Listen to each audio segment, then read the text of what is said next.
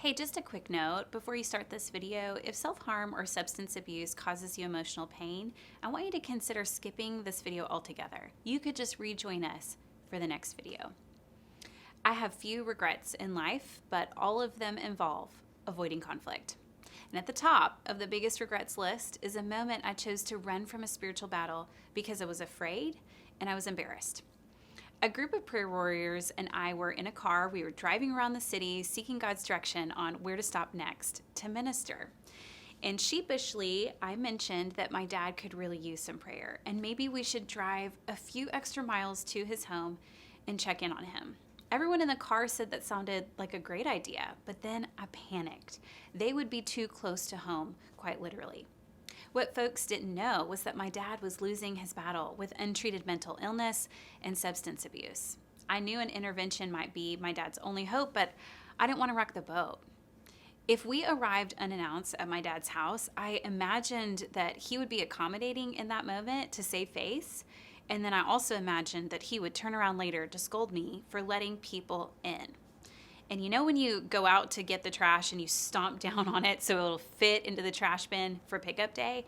That's what I was doing spiritually in that car in that moment. I was stuffing and stomping down the Holy Spirit's prodding, and I was trying to make light of my suggestion to all of those people in the car. And so I said, you know what, never mind, forget it. No, forget I even mentioned anything about that. And they tried to reason with me, but I lied through my teeth. And I said, you know, we should just head on back to the church.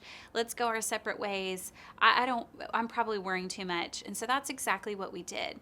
And you know, I didn't think about that moment again until I was driving to the ICU to visit my dad after his suicide attempt. He passed a few weeks later. And I know my dad's death is not my fault. I don't carry any lingering guilt about his decisions. And I know navigating this grief cycle, I've done it with a licensed professional counselor, and she's taught me so much. But I'll tell you this, I still wrestle with my lack of courage, my lack of conviction in that car ride. And what I've come to realize is that my dad and we were fighting different battles. He was battling for his life in a deep valley of shame. And I was having my own troubles, facing my own battles in a valley of fear and insecurity. You know those moments in your life that you have that have shaped who you are? I mean, they've shaped where you're going. You look back and you're like, that was a turning point. That car ride, that's what did it for me. You see, I want to be the kind of Christian who faces my battles with courage and conviction. I don't want to be afraid to pray ever again. Does that resonate with you? Well, I've got some good news for you. The Bible has a lot to say about the valleys we find ourselves in. And with that, he also gives us a vision for choosing to stay when things get hard.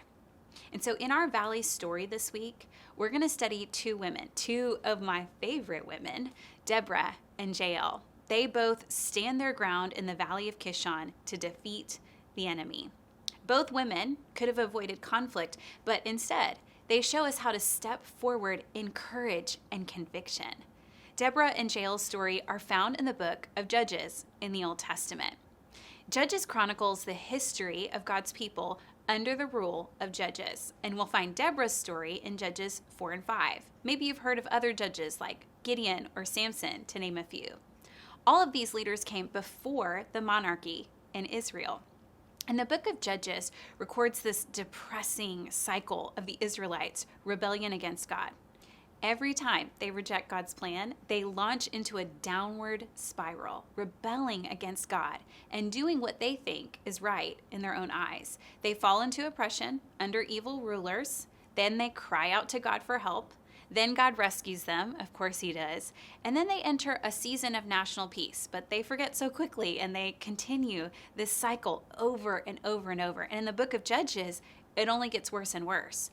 It's terrifying, actually. If Judges were a movie, it would be a horror film for sure. And at a time when all of Israel was self-destructing, Deborah stands out as an exemplary judge, and Jael is named the most blessed of all women. The most blessed of all women. Deborah, the only woman to serve in judgeship over the nation of Israel, she led God's people with wisdom and courage. In addition to her national influence, Deborah held a unique function as both fiery judge and authoritative prophet. She was always speaking on behalf of God. And similar to a king or a queen, Deborah directed the military too. Deborah was not God's plan B. She was an indispensable asset chosen by God to lead. Jael secures the victory in a battle between God's people and their enemy, the Canaanites. How? She drives a tent peg through the skull of Sisera, the Canaanites' army commander. Yep. If that sounds gruesome to you, you're picturing the scene accurately. In fact, my friend Caitlin jokes that if she ever writes a book on biblical womanhood, the cover will showcase a bloody tent peg to honor the fierceness and the courage of this particular woman, Jael.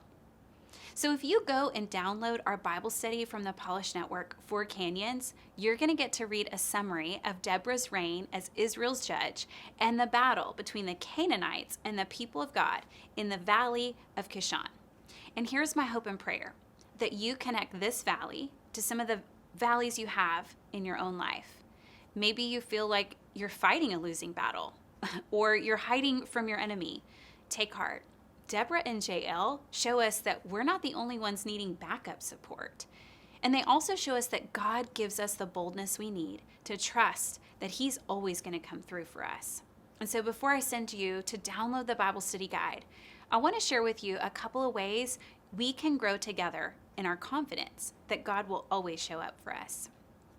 First, you need to face your battles. Deborah and Jael show us this, and so does God. You can turn around and run away from the battle in your valley, like I did. I have a lot of experience doing that route. But your problems, they're going to catch up to you. I know facing off with your enemy sounds terrifying, but we cannot participate in God's victory if we don't enter the battle. So you might be fighting to save your marriage, advocating for a special needs child, battling for truth in a ministry context, or trying to live with integrity in an industry that doesn't care about the common good of all people. Whatever your fight, stay in it. We see from Deborah and Jael that showing up, it's half the battle. The rest is up to the Lord. Number 2, I want to encourage you to fight with courage. Your valley might be so low, it brings you down with it. Your valley could be tempting you to act in ways incongruent with the character of Christ. So if you're struggling with something like a short temper, resentment, disillusionment, meanness, check yourself. That's not courage. It's the language of pain. And Deborah and Jael show us a different way to fight. Courageous battles won't have you stoop to the lowest common denominator. Instead, fighting with courage means trusting God with the outcome. And 3, I want to encourage you to fight with conviction. We can step into the battle carrying our conviction of our God that He goes before us and He will win the battle. In the same way that God promised Deborah He would defeat the Canaanites, Jesus promises us a few things, and I want to remind you of them. Number 1, Jesus is preparing a place for you in His presence, and that comes from John 14. Number 2, Jesus will not leave you as an orphan. He is coming back to be with us again, from John 14. And last, the Holy Spirit will teach you everything you need to know and remind you of Jesus' teaching. Before I let you go, remember this. The enemy has no power over Jesus. Jesus says as much in John 14:30, and you can take that one to the bank.